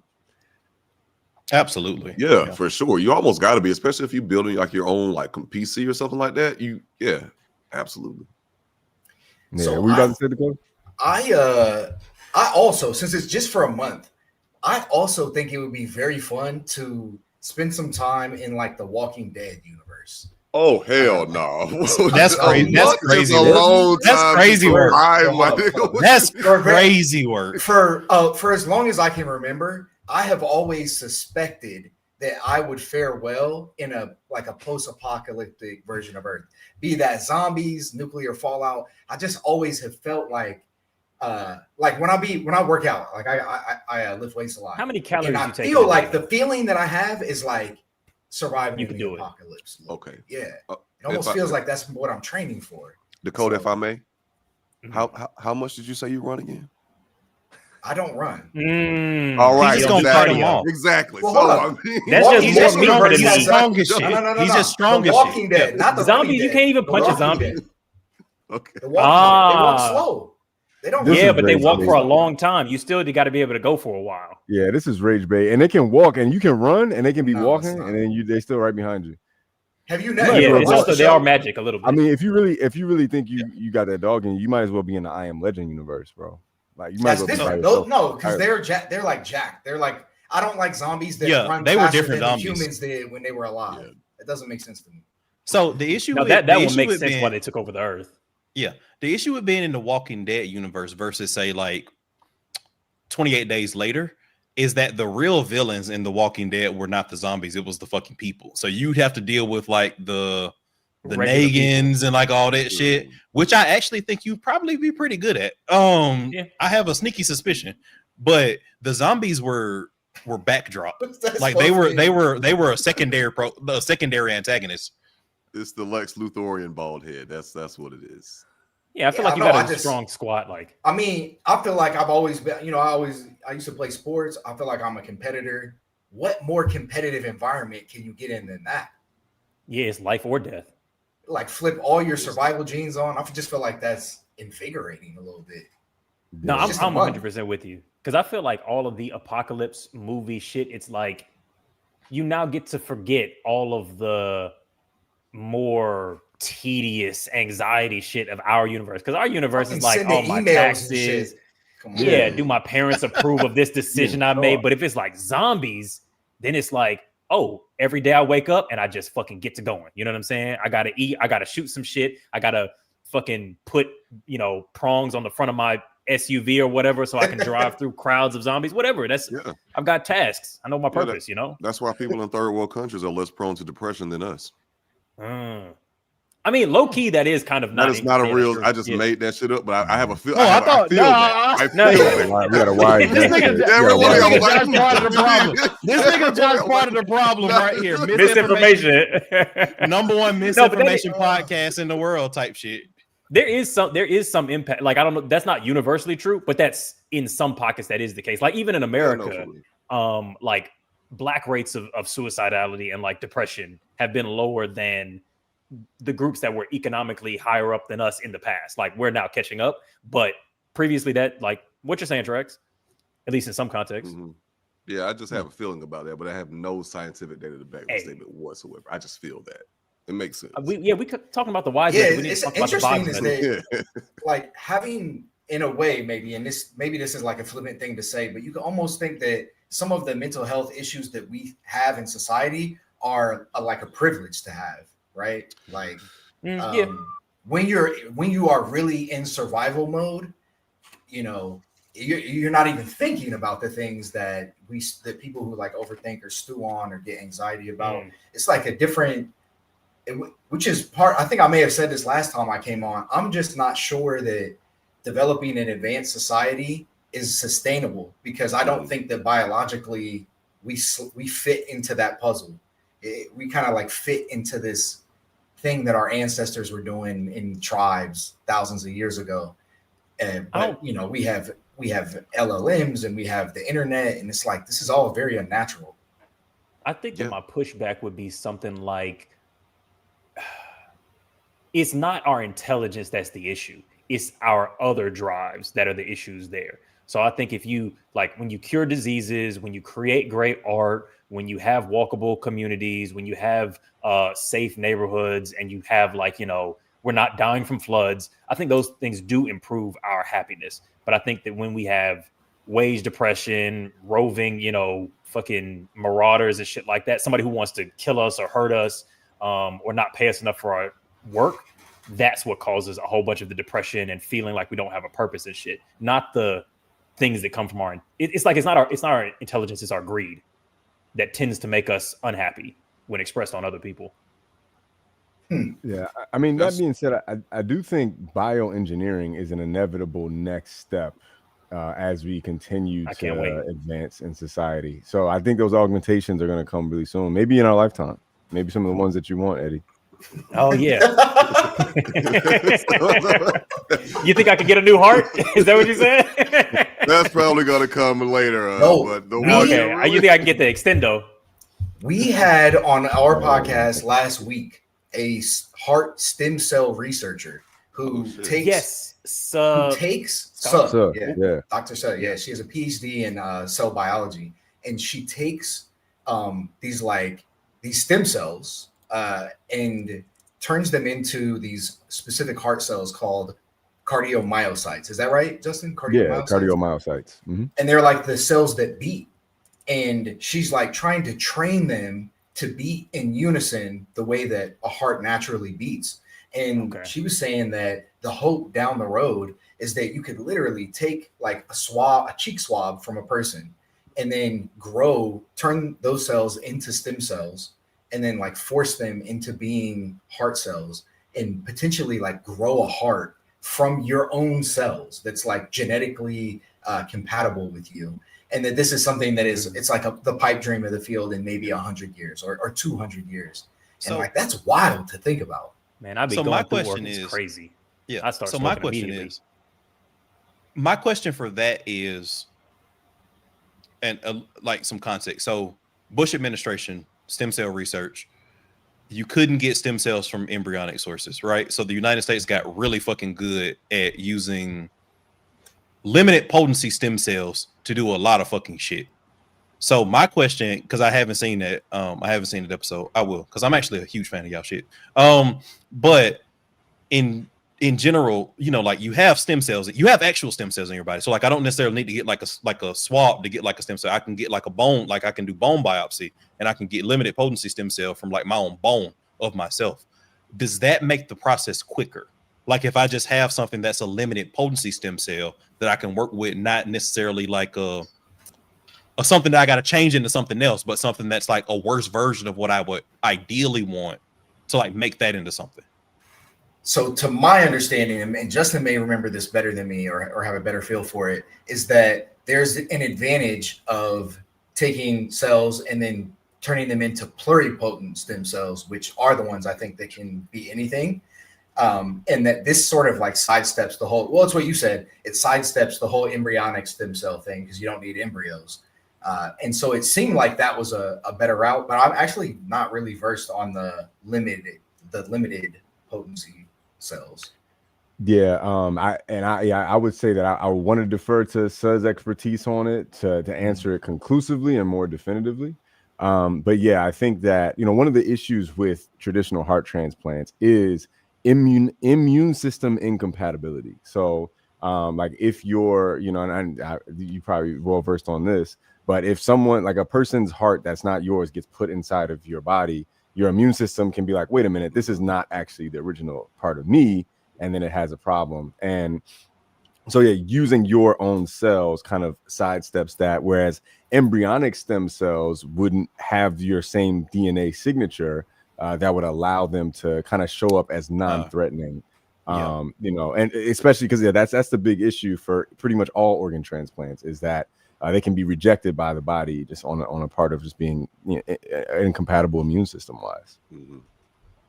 I'm just thinking about something that you, Justin, said at the end of a conversation y'all had with Saul. I was just looking through y'all's clips, and you started talking about the ship of Theseus stuff and like the teleporter, like ego persistence kind of problem stuff. And I'm going to watch like Frankenstein next week, and I'm a big fan of like just the concept of you know, smushing the body together, replacing shit in the body. Who is it at the end? You said something at the end of one of these clips, which was, I think you said something like, you don't think it's the same person, that there's an amount that can be replaced in a person where it's definitely not. So basically, I just want to talk about Frankenstein, honestly, but no. Yeah, I think it's conceptually pretty dope. Like the notion that I think Sud's example was with a car, right? Like if you get a car fixed and you start replacing a certain amount of parts in the car, at what point is it no longer the original car, right? And then like applying that same logic to the human body or the human brain, like replacing certain parts of our body or brain, at what point is it no longer us? And I think the thing that I stood more firmly on was this idea that, well, it's kind of based on this sci-fi concept that, like, let's say we had a teleportation technology where I could basically take a carbon copy of your cells and then 3D print them exactly as you are with your memories in a different location, and then destroy the original copy of you. And then like that's how we would like sidestep the whole light speed limitation of travel. We could just 3D print ourselves in another galaxy or something like that, right? I mean, would that still be limited by light speed, or? Yeah, you still need the signal to send that information, right? But like, but we can hit light speed at least, or like get real close to that limit. Okay. In theory, right? Yes, but the idea is that you're like, let's say you were that person that showed up to get transported. Your conscious experience from your perspective would end once your cells are destroyed, because this new version of 3D printed cells in another galaxy is not you. It does have your memories and experiences and all those things, but your conscious experience ends, and this thing's conscious experience begins with its memories of being you, which is not you. You want? I have crazy pushback for this, because this is one of the like sci-fi premises that I'm like super interested in. But I just wanted to do a quick double check on y'all's time, at, you know, based on where we are in the podcast. I'm good. Everybody good? Okay. Yeah. Does anybody else have anything to say about that? Because I have a disagreement, but I think might fuck his brains up. Yeah, I kind of do too. So when I first heard that, when I saw the clip, and what you said like makes even more convincing to like my initial thought too. As far as like the pushback from you, I like to blend like spirituality like into like these like scientific questions or like conversations, and like, you know, because like there's still like a soul, like that thing that makes you move, like that energy inside the body that just ultimately makes you move or whatever, if you believe in that. And then also like your consciousness, which could also be conflated with like, you know, your spirit, like whatever that is, that ultimate thing that makes you. One, as a person often evolves and changes over time. I'm not the same Josh I was at 5, but that doesn't mean I'm not who I am today. That doesn't make me like not me. So if I were to continually like get my organs replaced, or like my brain, or like my heart like replaced, parts of your brain. Yeah. But actually there was one part that I was like, well, when it comes to the brain, like if something like affects my brain chemistry and the way I do things, then people might actually say, well, that's actually not Josh anymore. Like that's not the Josh that I know anymore. Like when it comes to my brain, because if I'm not acting the same, then it would seem I'm a different person. So I guess I'm like stuck at like this juxtaposition of your mental faculty versus the spirit or your consciousness, and how a person evolves. You know what I mean? Yeah. It's like, it's very philosophical on how you define what you are. Is it your current arrangement of neurons, or is it your DNA? Because if we say it's your DNA, then, and we print 1 million copies of you, then there should be 1 million versions of you that are they're all you, and then they're all you by that definition. And when you're a kid, you have different cells, like your heart cells, your lung cells have all been replaced over the past decade or so. You probably don't have any cells that remain from 10, 20 years ago, except for your neurons. I think your neurons are the exception to that. They actually like have a much longer resonance in your brain. I'm pretty sure. Yes, that is correct. Okay. See, because I'm also thinking about like the concept of uploading. Because like if we're talking about teleportation, uploading is basically the same. It presents the same problem. So if you've seen like Invincible, robot does this, and he experiences exactly the thing that you're talking about, but like he's only moving, 3 or 4 feet. but he's basically teleporting his consciousness from one body to another, but he watches himself die. And he has the exact experience that you outline, where it's like, I don't get to continue living on. There's just now a new consciousness that has all of my experiences, feelings, and temperaments, and it will go on. And it has a continuous sense that it has lived my life up to this point, but I just die here. And then and they do the same thing in Pantheon, where they do it destructively. Love so Pantheon. they destroy the Love brain, Pantheon. and then great, yeah. People watch it. This shit is fucking great. Top tier. Mo boy who wrote what is it? Paper Menagerie. But I think that the problem is that for all of these, like, oh, you're actually just dying things, is that we assume that we have ego persistence. And I think that there's a good chance that just doesn't actually exist. So for audience, what do you mean by that? So meaning like, what does ego persistence mean? Or just like, why do I say we don't have it? Both. Yeah, both. Okay. So ego persistence is just the idea that we are one continuous conscious experience across time. So, the me that I am yesterday is the me that I am tomorrow, is the same me as 10 years ago, or when I'm 13, whatever. That's one person. Like when Josh was describing his little self, the idea that can be thought of as one singular consciousness. And I think that definition will make more sense when I explain an example of something that I think breaks that concept. Like sleeping, right? Yeah, so like when you go to sleep and then you wake up, am I still me, or did I just die? And then I woke up and then I was able to access my memories. And so I think that what we are, or I think there's a good chance that what we actually are, is a series of like completely distinct conscious experiences that are just tied together through like long-term memory. And so we're not actually one consciousness and never really were. So my example for this is, they've now released this guy's name, but you learn about him in, intro psych class or whatever his name. He's a patient called HM. His hippocampus was destroyed. And so, yeah, Alvin, you would know this. His hippocampus was destroyed. He only has short-term memory and sensory memory. He can't rewrite anything into long-term memory. So he forgets every day, memento style shit. But what his conscious experience of the world is, because they've done documentaries on this guy, is about every 5 or 6 minutes, he forgets where he is, how he got there, the last 50 years of his life, who he is, his relationship with his partner, any of that. And he wakes in, depending on the context of where he's at in those 7-minute intervals, he wakes into terror of being like, who am I? Why am I so fucking old? Who is this old lady that's living in this house with me? How did I get here? And then he looks into his notebook and he'll see a page of what he wrote in the previous 10 minutes and go, I didn't write that. And he'll scratch it out and then write journal entries to himself. And if you were to flip back through that book, there's just a series of pages over and over scratched back out as he re-experiences his own previous versions of consciousness poofing into existence. So my thinking is that's what all of us are doing all the time. But because we have a functional hippocampus, we're able to like link those disparate moments of like short-term memory into one, like, oh no, because I remember yesterday. But I'm not the same guy from yesterday. I just am able to remember it. Why would that be the interpretation, though? I mean, if you take a chain off a bike, you can't drive it. But if you put it on, you can. I don't think that removing the chain from the bike like disproves the mobility of a bike. The thing needs to be like, you got to have all the parts, all the components working properly, and then you get the thing, it emerges. But if you break it, then you break it.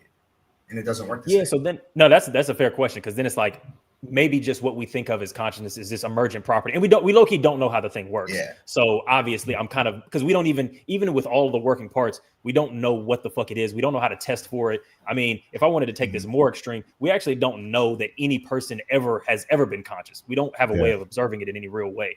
None of y'all know that I'm conscious. There's no way to.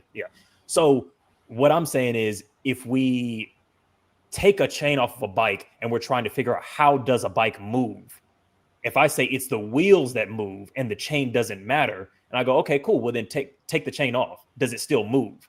That's the question that I'm trying to ask. Whereas if I take the handlebars off, I can still pedal and move this shit. It might fall over, but it still moves forward. No chain, doesn't move.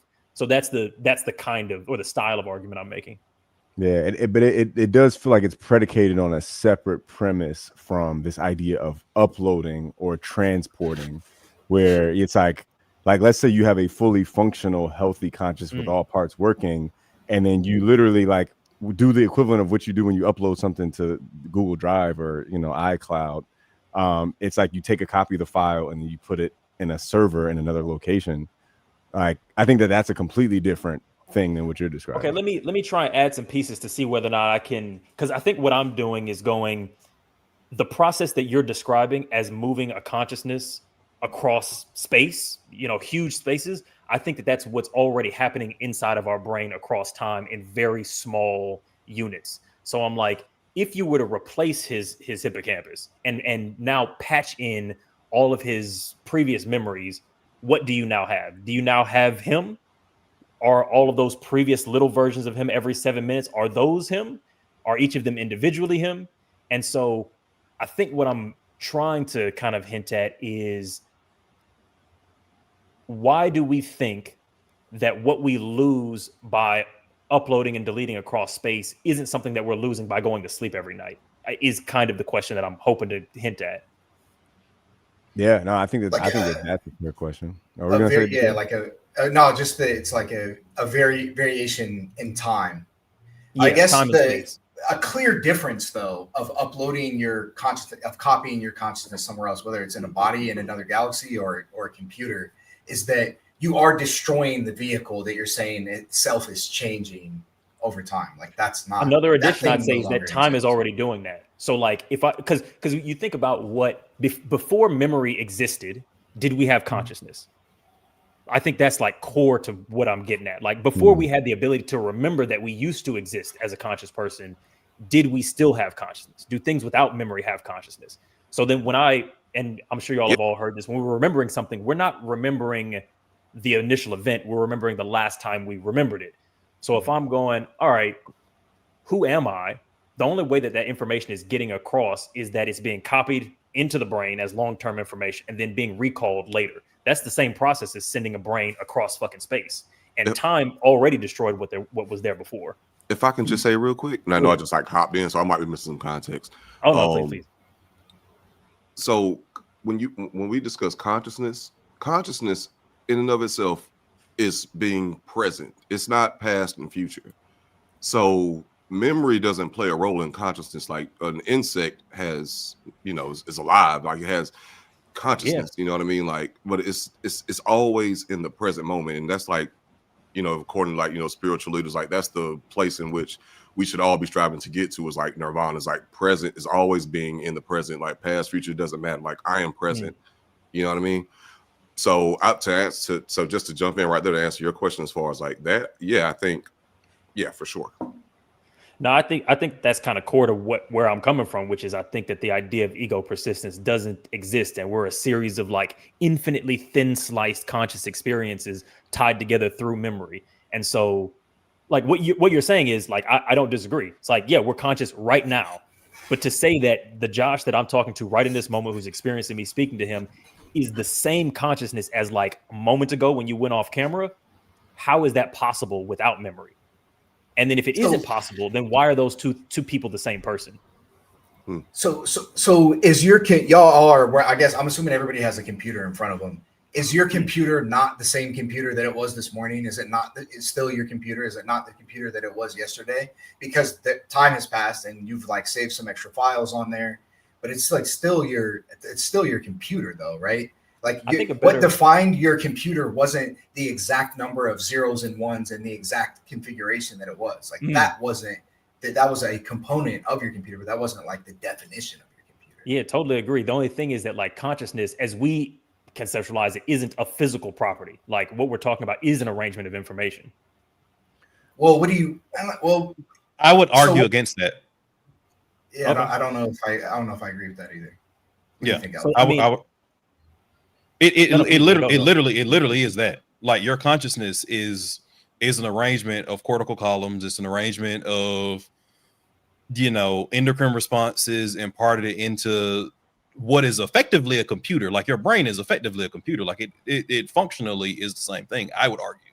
And I'm not saying that I have the right answer on that either, because once you start getting into consciousness and neuroscience, like when you look at neuroscience, like what we know is a lake, what we don't know is several oceans of shit. So like we're all just like shooting in the dark on this bullshit. But I would argue that it's very akin to a computer. No, like what I'm talking about is like the difference between the physical atoms that just make up this computer and the fact that we're interacting with an arrangement of like states on the computer are different things. Like, is my computer the same computer tomorrow? Well, in the way that we're comparing it to consciousness, well, no. It's got new files on it that it didn't have before. They're arranged in a way that they weren't before. Like, no. Well, yeah, that's but that is consciousness. Yeah, that's how it works.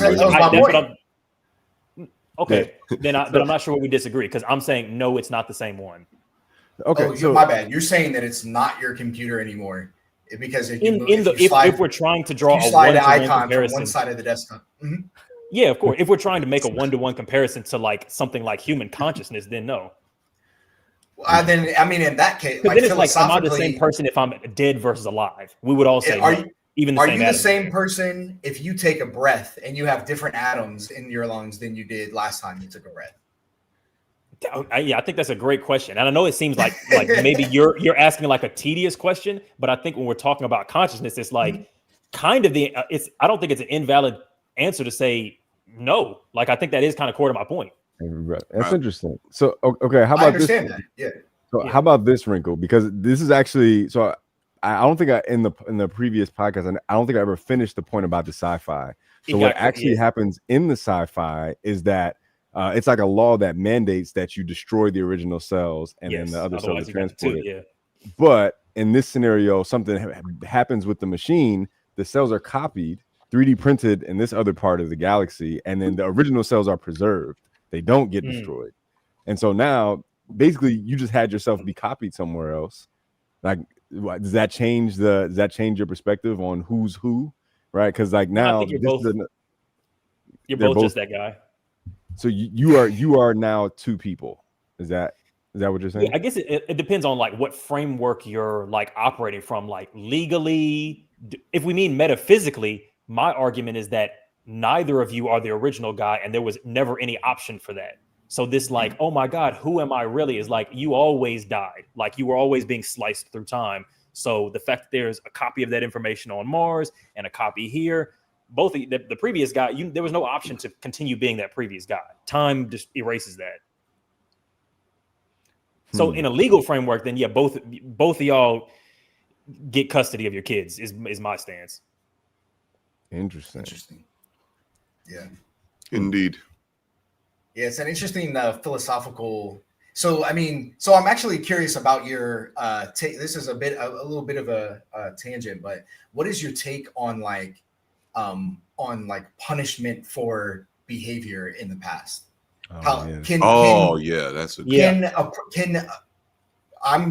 a different person than you were. Well, I mean, you see this, right? Good. Some people go to jail for like 50 years for some horrible thing that they did when they were 17. And it's like, I would argue that at 67, they are a very different person, right? And maybe the line is different for everybody. But from your perspective, I'm curious, like, what is connecting your future self from your past self? I think, again, because like I'm kind of talking like sci-fi intro to philosophy bullshit that kind of doesn't matter in everyday lived life. It's just like we just happen to stumble on this conversation and I think it's interesting, but it doesn't really impact any of how I live. I basically just don't think that we're conscious in the way that we operate, assuming we are. But if I'm applying that to like the legal system, I kind of go like, the way that we think about it is pretty much close enough for all of our purposes. So most of how we think about it, I think is kind of fine. Though I do think that we're sometimes too concerned with like punishing a particular consciousness. And when you take that to the extreme, you get that Black Mirror episode. Like, I think when we talk too much about the ego persistence shit, we have like, okay, well, what if we copy the pattern of his conscious experience into a computer and then torture it for 1,000 consecutive years? Are we doing a good thing there? And I think the mistake that we're making is not believing in ego persistence, but believing that punishing a consciousness does anything good, because we just like revenge. We like, oh, you made someone suffer, you should suffer. So yeah, I don't think punishment is that good for that reason as well. But to like, you changed? Yeah, I think you changed. Well, see, I made a similar argument some episodes back, and I got my back kicked the fuck in. like did I be contradicting myself all the time? Was it me? I know. You ain't got to tell me, buddy. Like we're good, but yeah, I'm the internet, and then I'm hanging on, hold you. Some of these people that's like in the chat right now was kicking my back in the comments on that video, like what you calling me dumb, like all sorts of shit, like Shout out to the chat. Shout out to the chat. Big love to y'all. You know what I'm saying? Hey, you know what I'm saying? We wouldn't be here without you. But because like say for instance, like if someone said some demeaning things towards a certain group long time ago on Twitter. Long time ago on Twitter. We're not talking about killing motherfuckers. We're not talking about pedophilia. We're just saying like some demeaning comments that in the time wasn't that big of a deal because like it was a more racist climate. People let shit slide. Like niggas just got on the internet with all this fucking like shit that was just kind of like normal in their circumstances. And I was like, well, the time period actually does matter. So I'm not sure if the consequence or punishment for like that certain thing, if a person has actually changed, they've grown from that, they're not that person anymore, then like, you know, I don't really believe that the punish, like there should be like a witch hunt and like the punishment should be that severe necessarily. And I was just saying like the time period does play a role, and you were saying like it doesn't. But I'm like, no, like I do think the time period does matter. But what you're saying now is contradictory to that point. And again, I was getting my fucking back kicked in. I think to tie it back to the sci-fi premise, somebody said something in the comments that I think works well with what I'm talking about. I think it's like Mickey 17, which is okay. There's a few different layers. One, I think that the shit that I'm talking about is sci-fi, so it kind of doesn't matter to that conversation. But that's not quite fair. So I'm gonna address what you're saying, and I think it matters if you've changed. So that's the other thing. Like if the current iteration of you is also racist, I'm not punishing you for the past. I'm using that as evidence to punish your current self, and those are different things. But two, I think even though we don't have ego persistence, I think that we still have a deep connection to our previous selves, enough to where it makes sense to treat us as the same person. So like in Invincible, when Robot clones himself, transfers his consciousness to another person, he says something to the other person, which is that I didn't know what this was going to feel like, but I want you to continue on and live the life that I never could. And I think that that's kind of what self-love is. It's going, I'm not exactly the same consciousness in the future, but I'm passing this love forward to the person, the man or woman that I will be tomorrow. So I think in some ways we can think of ourselves as like a chain of highly related consciousnesses, and we take care of ourselves across time and are responsible for ourselves across time. So that's how I would reconcile that. I don't know if that sounds like a bunch of mumbo jumbo together, but I think that's I actually think that's a beautiful thought. It's pretty dope. Yeah. My issue with the thinking is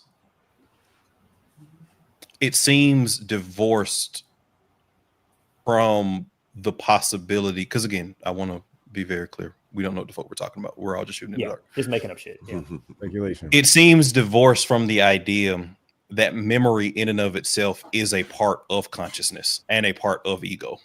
Like it seems like we're divorcing the fact from like me remembering something about a past self, quote unquote, is not a part of my core consciousness in and of itself. So therefore, like I can divorce like the fact that I have memory of something or lack of memory of something as a part of my ego persistence that's kind of what's taking me out of that argument of things. Yeah, because memory from my perspective is a part of consciousness.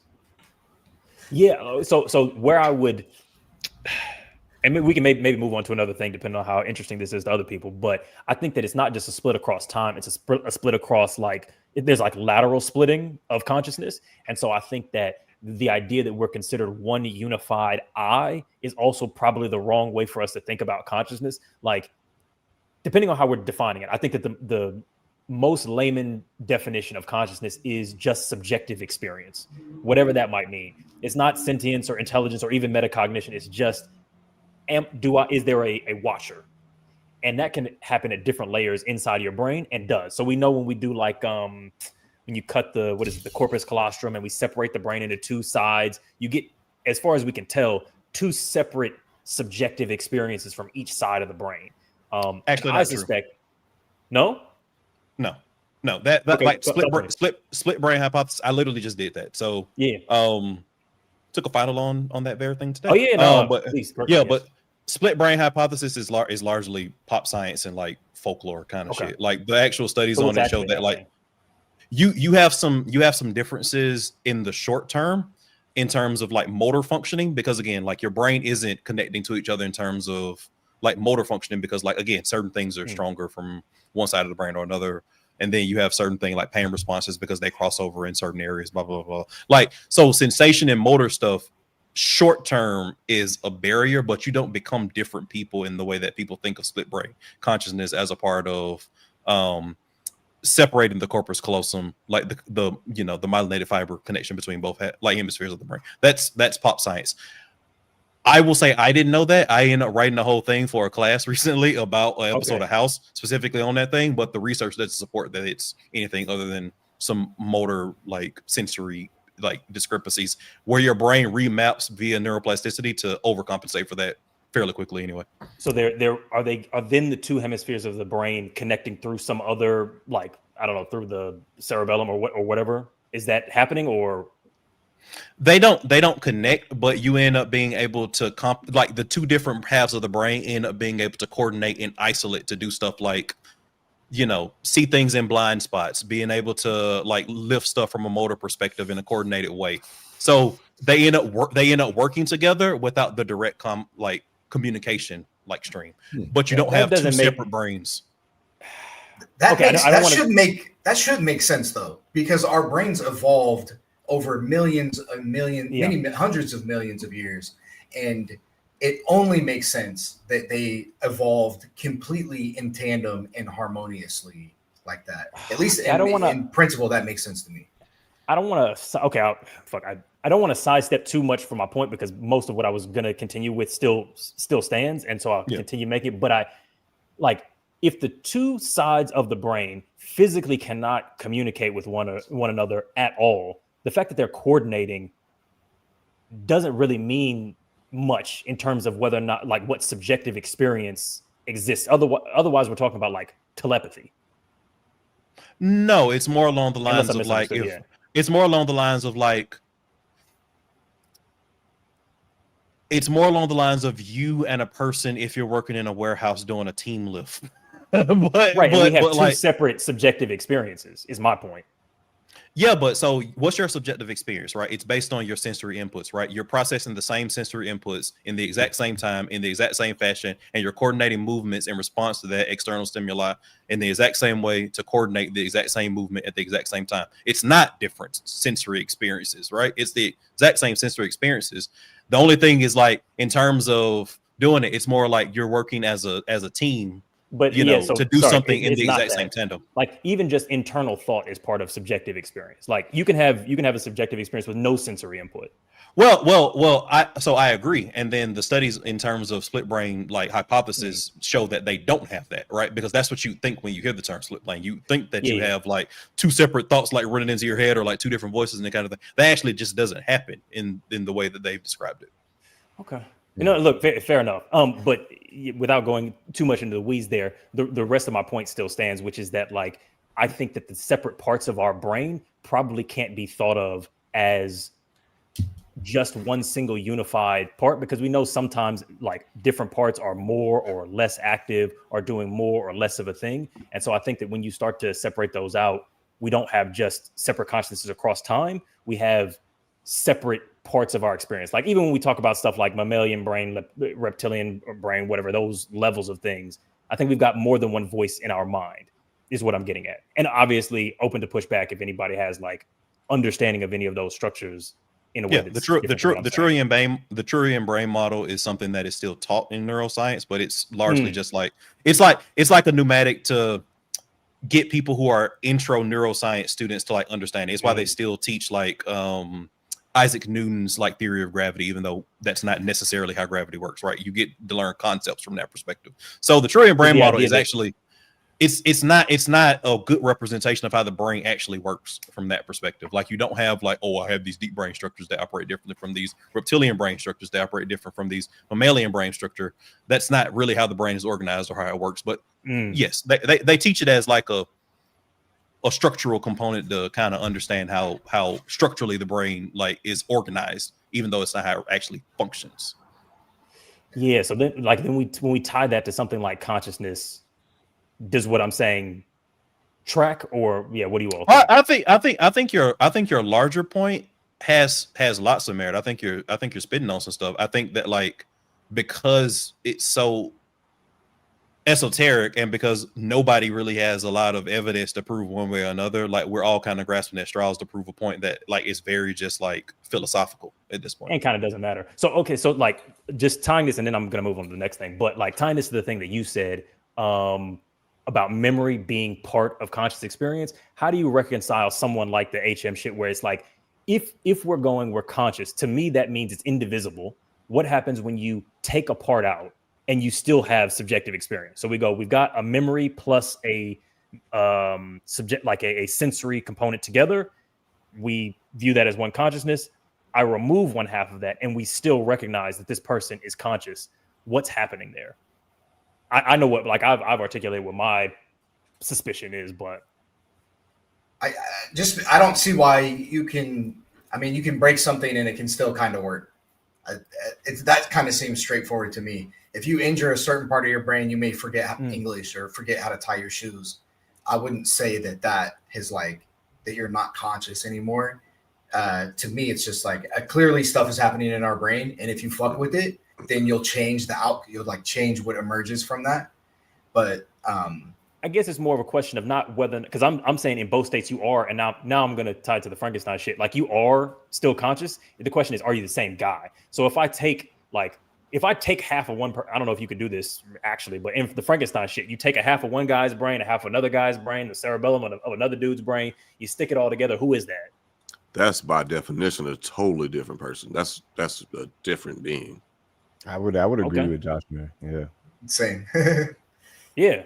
Which, I mean, do y'all see how that connects? Because it's like, if we were to have destroyed all, you're talking the about something places, different, though. Yeah, that's he does that. He moves the goalpost. You're talking about hold on. But you'll see you're piecewise stitching three different brains together. We're agreeing that that's different than taking the same brain and putting the same brain in Frankenstein from some other person. Okay. Let me, because I thought that there was like an obvious set, like, chain of things. I'm not jumping around. I'm just assuming that y'all are thinking the same way that I am. So if we go three different parts of a brain, let's say it's two. If there's two different parts of a brain together, and that's now a new person that's definitely not person A. If I just remove half of a brain, is this still person A? If I remove half of their brain? Yes. We agree if I replace part of it, it's a new person. If I take half of it out, is that now not also a new person? No. Like, because if I lost my right arm and my right leg, I'm still me. But if you put a new arm and leg on, you're okay. Stroke is the good example. Yeah, stroke is the best example, right? Parts of my brain literally die in that kind of situation. I'm still the same person. Yes, a little fucked up, but you were saying, that's interesting. So you're talking about like an amount of change. Like if I killed two of your neurons right now, I think that you're the same. But if you take out 800 billion or however many is in your left hemisphere, if I take all but two, okay. So, which I think just goes back to what I was saying about something being broken. It's like, how broken is it? If you cut a bike in half, is it still a bike? It's like a unicycle. Maybe it doesn't work the same. But if you change the paint on it, you haven't really changed it that much. And so I think that you can like reach a level where you've changed something so much that it's different. I don't think that we hit that minute to minute, which is kind of what you were saying, that we're like these time slices. So to me, you haven't significantly changed things if you are uploading your consciousness or into another body. But I agree with you that there's a point, I don't know where the line is, but there's some point of change where I would agree that that's no longer the same person. Okay, how about this, guys? All right, is everyone familiar? Is everyone on the panel familiar with Gucci Mane? Yes. All right, Roger Davis. Okay. I don't know if y'all have seen the new Breakfast Club interview, but Gucci is quite reformed. He's come back with new teeth. Person from who he was back in 2010. Post-prison, right? Yeah, no ice cream cone on post-prison. Post-prison, post getting cleaned up from drugs, alcohol abuse, and also realizing that he is also schizophrenic as well as bipolar and on medication now. some of his detractors are saying, "Oh, this isn't the real Gucci Mane." Like, and of course, niggas always been saying he's been cloned, but that is what evolution and growth looks like. Because like the Gucci that we know, like if you was for real, if you was like listen to the old Gucci, yeah, everybody know old. You know, if you know, it's not the same person today. But that's still Gucci, man. That's still Roger Davis. You know what I'm saying? He just evolved and he got help. And that's a new guy. That's a new bicycle. He himself said that he feels that that's an insult when people call him a clone, like because that diminishes all the work that he's done to get to the point where he's at now, where he's cleaner, healthier. He's in a better mindset. Like he's not as psychotic as he used to be. Because like Gucci like has confirmed bodies. And like he would do shit to catch like, you know what I'm saying? Like, but he ain't on that. He a family man now. And that's a much better place to be in. But if someone is saying like, yo, you ain't real, like you just a clone, like what did they do with the old Gucci? He was so much better. Like he said himself, like that's an insult. Like I'm still me, but I'm better now, you know? So I just think that's like a perfect, you know. I think that's a perfect summary of everything that we just talked about. You're right. Yeah. I feel like that captures it all. All right. The next topic is, and also like, how are we on time, everybody, by the way? I could go for about 5 more minutes. Okay, cool. The last thing before we wrap is, what are you all currently working on, fascinated by, like just in love with scientifically at the moment? And why do you think it matters to the average person? If you think it does. You got something, Justin? I actually wanted to, I don't know why this is coming to mind, but this is something that we both are actually working on together. So we have talked about our show Curiosity Theory and kind of the evolution of it and how we want to start self-funding larger production projects that are more ambitious, like something like Carl Sagan or Neil deGrasse Tyson's Cosmos. Like I have the production chops, and Dakota and I have the chemistry on camera, and Dakota's also a spectacular science communicator. We believe that we can self-fund or also get some funding support for something like this, where we're basically like traveling and answering different questions about the future of astronomy, maybe if we're going to find life outside of Earth, things like that. So I'm excited about that because I think it opens people's minds. Like, our main approach to science communication has been, and I've loved this conversation, y'all. It's been conversational. It's like, look, we brothers at the end of the day, we like to laugh at stupid shit sometimes, and we love science. We just so happen to also love science, and kind of being able to show that to both young people and adults kind of like, I think makes the field more approachable when it's been so white dominated and produced by white people as well. In a way that just, again, makes us feel like, that science thing, that's not really our kind of thing. Like being out in the wild, like that's some Steve Irwin shit. That's white people stuff. Like we're definitely trying to demystify all of that and dispel all of that for people. And it's needed in the space. Yeah, I think so. Very appreciate what y'all do. Absolutely. Yeah, I'm looking forward to what it becomes. Yeah, it is. Yeah, it's very exciting. We're actually working on the proposal that we're putting together now is answering the question of the search for life, right, Justin? That's what we settled on, the search for life. And we're proposing to go around to different observatories, talk to the different scientists who have worked on different instruments that are like pushing the forefront of wherever we are in trying to find life, be that in the atmospheres of planets, people who do like astrobiology simulations. There are these like theoretical biochemists who think about potential chemistry on alien worlds, which is here's a crazy fact. So, our DNA is made up of these 4 nucleotides, adenine, thymine, guanine, I forget the names, A, T, G, C. Guanine. And then I think RNA uses U. So there's like 5 that's associated with our life. And these are like relatively simple molecules that have like a couple dozen atoms or something like that. And if you think about all of the ways that you could rearrange a small molecule to like create something that isn't adenine, but is like just something else. You just mix them up and it's like some other nucleotide. If you think about the total possible number of small molecule arrangements that you could come up with theoretically, that number actually exceeds the number of atoms in the entire universe. So like if you started with your checklist and started going through every single possible combination, you would actually run out of stuff in the universe before you were able to check off every combination. And so that's insane to think about the potential for what other life forms could exist, or like what other chemistry could be stable and present out there. And it's, I mean, you imagine just swapping out one of our nucleotides with something else, and you get a completely different trajectory of life that may be something that is totally unrecognizable to us, which is, that's something that has always fascinated me.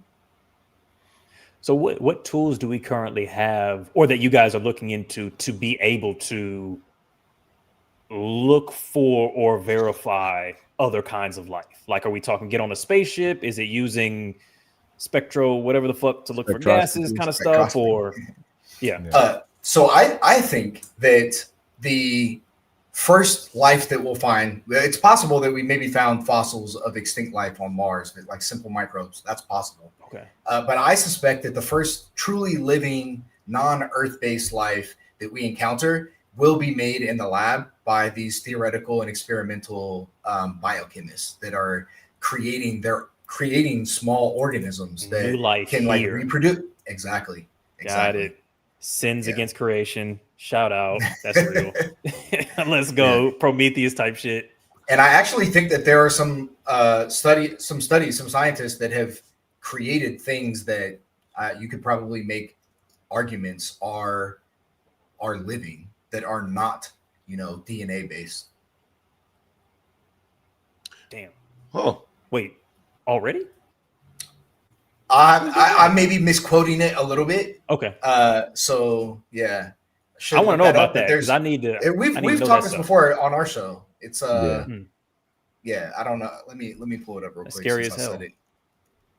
Yeah, if you have like an arrangement of molecules that can be self-replicating and compete with other molecules, and like they kind of like they exhibit a lot of the properties of life without being classified as living. But even that is like a blurry line. We talk about that on our show a lot. It's like life is not this like black and white thing, like that. We define it weird.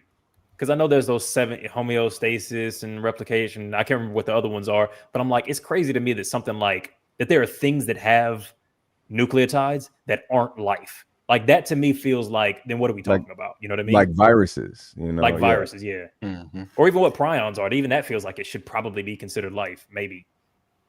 So there's been lots of advancements in synthetic biology, but nothing that officially checks that box, which you just pointed out is a fuzzy line, right? Because there are some things that I would say are absolutely alive. Like you can tell me a virus isn't alive. It runs around, finds a cell, injects its guts into it, and like that seems like life to me. That's just like me. Yeah.